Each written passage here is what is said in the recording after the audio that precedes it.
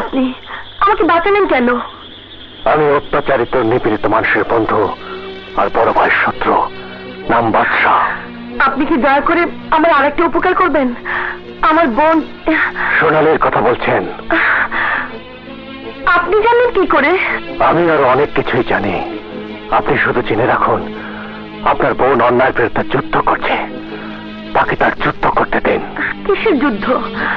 সোনালী এখন কোথায়? আমি একটিবার শুধু তার সাথে দেখা করতে চাই। সম্ভব নয়। দাঁড়ান, আপনাকে বলতেই হবে সোনালী এখন কোথায়। সোনালীর সাথে দেখা না করে আমি ফিরে যাব না। দাঁড়ান বলছি, আমার কথার উত্তর দিন। সোনালী কোথায় আছে বলুন, বলুন।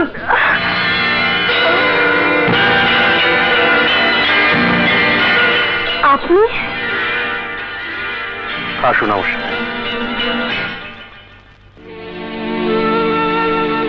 বড় ভাই আত্মার পশুদের দল আমার বোনের জীবনটা এইভাবে নষ্ট করে দিল, অথচ আপনারা কিছুই করলেন না। জানেনই তো, গ্রাম বাংলার লোকেরা খুবই সহজ সরল, এরা ঝামেলার মধ্যে যেতে চায় না। বড় ভাইয়ের বিরুদ্ধে কেউ সাক্ষী দেয়নি, কোনো প্রমাণও নেই, আর তাই বড় ভাই আজও ধরা ছোঁয়ার বাইরে। কিন্তু আপনার বোন সাহসী, সে চুপ করে বসে নেই। গহীন জঙ্গল এক দুর্ধর্ষ বাহিনীতে চোখ দিয়েছে, একের পর এক বড় ভাইয়ের বিভিন্ন আস্তানায় হানা দিচ্ছে। সেদিন তো আরেকটি হলে বড় ভাইকে হত্যাই করে ফেলেছিল। I am really proud of her. ওরা কোথায় আছে আপনি জানেন? না, যখন জানবো আমি নিজেই তখন আপনাকে তার কাছে নিয়ে যাব। সোনালীকে পুরো সহযোগিতা করব। কিন্তু আপনি তো দিনের বেলায় বড় ভাইয়ের কাছের লোক, তার চোখে ধুলো দিতে পারবেন? পারতেই হবে, নয়তো আমার মৃত ভাইয়ের আত্মা আমাকে তাড়া করে ফিরবে, চিৎকার করে তাকে হত্যার প্রতিশোধ দিতে চাইবে। বড় ভাইয়ের বিরুদ্ধে আমিও যদি যুদ্ধে সামিল হতে পারতাম। সেসব পরে হবে, রাত অনেক হয়েছে। আপনি বরং এই রুমে রেস্ট নিন। এই রুমে? আহা, বোঝার চেষ্টা করুন। বড় ভাইয়ের নজর পড়েছে আপনার উপরে, আপনাকে দিয়ে সে সোনালীকে স্বীকার করতে চায়, তাই রতনপুরের রাস্তাঘাট আপনার জন্য একদম নিরাপদ নয়। কিন্তু আপনি? আহা, আমি না হয় বারান্দাতেই শুবো, পাশে বাথরুম, চাইলে ফ্রেশ হতে পারেন। আর টেবিলে খাবার রাখা আছে, খেয়ে নিতে পারেন। আর যদি কোনো কিছু প্রয়োজন হয়, জাস্ট কল মি, ওকে?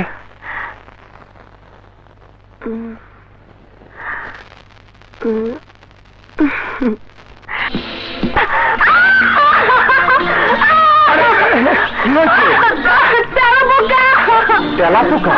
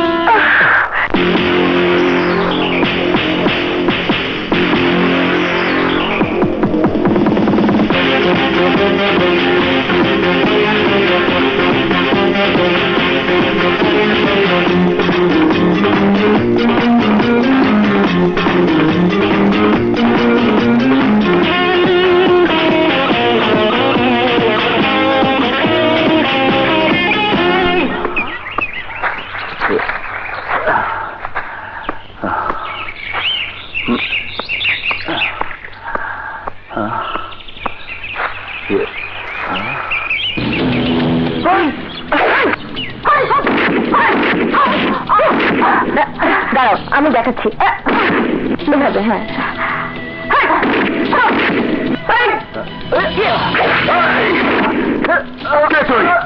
এখানে কি চাস?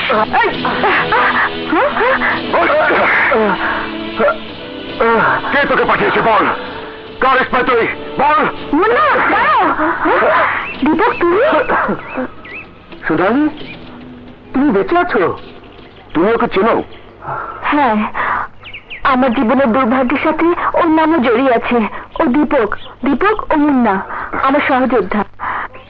সেদিন সুরক্ষা অফিসে বড় ভাইয়ের লোক দীপককে হত্যা করতে চেয়েছিল। সরি দীপক। ঠিক আছে ভাই। দীপক, বাসন্তী কোথায়? বাসন্তী আমার সাথেই আছে। কলাতলি ঝর্ণার পাশে ছোট্ট কুটিরে আমার বাসন্তীকে আমি লুকিয়ে রেখেছি। ওকে বিয়ে করে সংসারী হবার স্বাদ আমার অনেক দিনের। কিন্তু বাসন্তীর একটাই কথা, তোমার আশীর্বাদ না নিয়ে সে আমার বউ হবে না। তাই নাকি? তোমাদের বিয়েতে অবশ্যই আসবো। কবে করছো বিয়ে? আগামীকাল। ভাই, সোনালীর সাথে আপনারাও আসবেন কিন্তু। হ্যাঁ, অবশ্যই আসবো।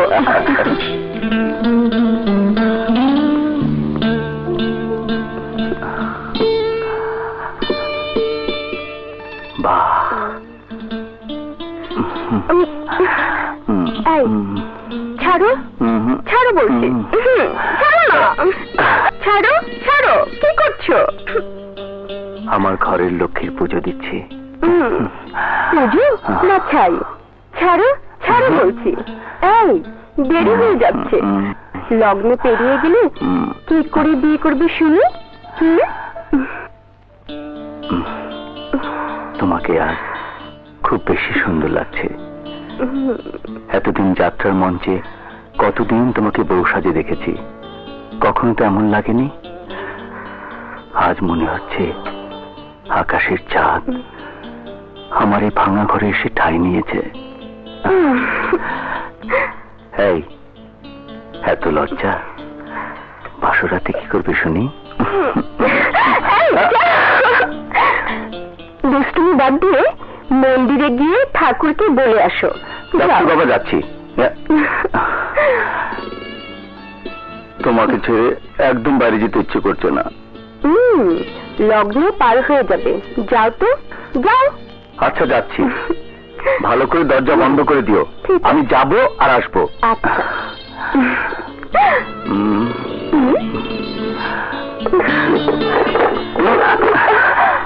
এই দুষ্টু লজ্জা।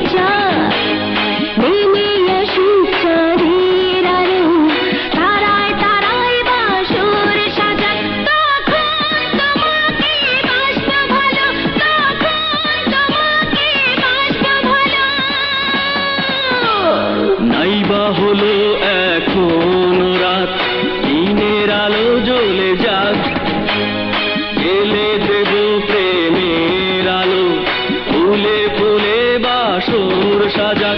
এখন তোমাকে বাসবো ভালো, এখন তোমাকে বাসবো ভালো,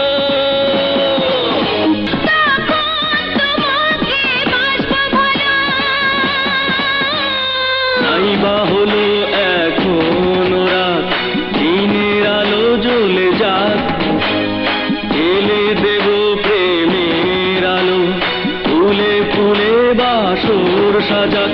এখন তোমাকে বাসবো ভালো, এখন তোমাকে বাসবো ভালো।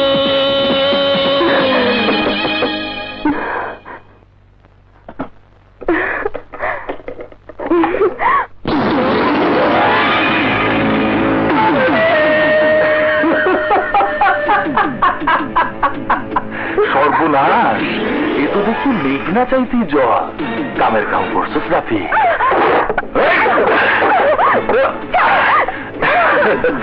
আর কত না না করবি? তোর লেগে আজ এত কিছু শুরু। আজ তোরে পাইয়া গেছি, আজ আমারে কেউ দড়ি দিয়েও আটকে রাখতে পারবো না। রাফি, বাইরে যা। ডন জড়ি ভাইজান, আমার তো তোমার মতো থাবা থাবির অভ্যাস নাই। আমি আপোষে ফুস লাইয়া খাই।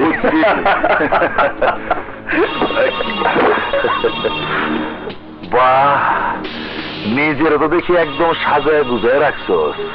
তোর লাইগা অনেক রাতের ঘুম আমার নষ্ট হয়েছে। আজ তোর ফিতা কাইটা আমি শান্তিতে ঘুমামো। পায়ে পড়ে আসলাম, আজ আমার বিয়ে। বিয়া? তাইলে তো তোর ফিতা কাটা সাংঘাতিক জরুরি। আমি রাস্তাঘাট পরিষ্কার করে দিব, তুই স্বামী সন্তান নিয়ে সারা জীবন সুখে থাকবি, কোনো অসুবিধা হইব না। কাছে আয়, কাছে আয়। আমার মহারা কোনো সুস্থে ভালো ভালো। খবরদার কাছে আসবি না, কাছে আসলে কিন্তু আমি তোকে খুন করে ফেলবো।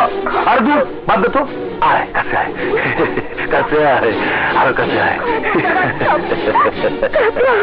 আরে ভয় কিসের, কাছে আয়। আয় না, আয়। আরে সব কিসের, কাছে আয়।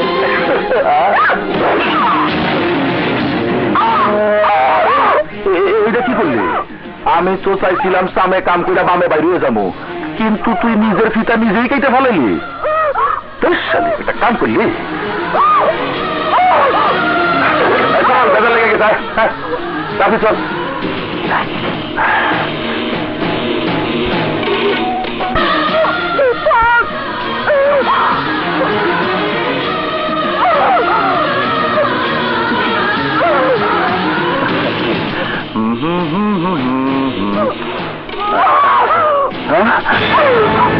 বাসন্তী, বাসন্তী, বাসন্তী, বাসন্তী, কি হয়েছে বাসন্তী? বাসন্তী, আকরাম এসেছিল দীপক। আকরাম? কুত্তার বাচ্চাকে আমি খুন করবো? আকরামের হাতে ইজ্জত দেবার আগে আমি নিজেকে শেষ করে দিয়েছি দীপক। বাসন্তী, তুমি কি করলে? বাসন্তী, তুমি কি করলে?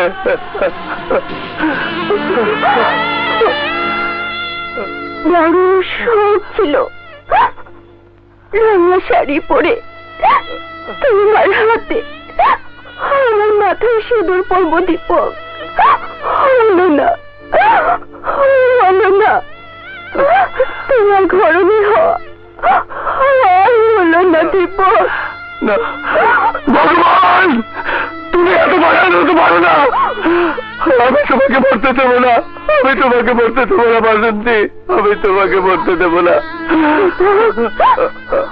আমার সময় খুব কম, এই জন্মে তোমার স্ত্রী না হতে পারলো, পরের জন্মে যেন তোমাকে পারে।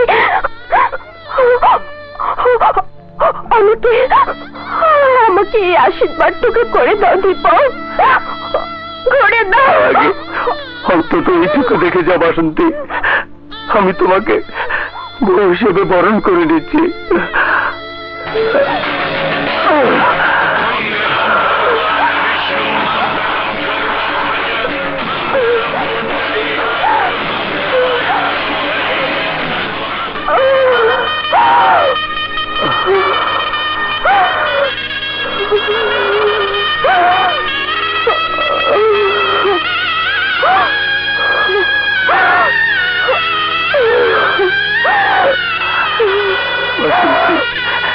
বাসন্তী, কথা বলো বাসন্তী, বাসন্তী,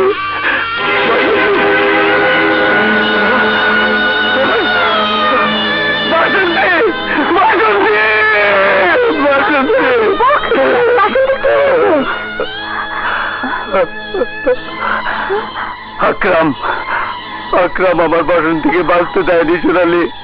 আকরাম, আমি তোকে ছাড়বো না। আকরাম, শান্ত হও দীপক, শান্ত হও। তুমি একা কেন? আকরাম আমাদের আসামি, ওকে সাজা দিতে হলে আমরা একসাথে দেব। বাসন্তীর চিতায় আগুন দেবার আগে আমি আকরামের আত্মঘাতন করবো। না দীপক, তুমি একা ওর লোকদের সাথে পারবে না, আমরা সবাই তোমার সাথে আছি। আকরামকে যখন যেখানে পাবো সেখানে কুকুরের মতো গুলি করব।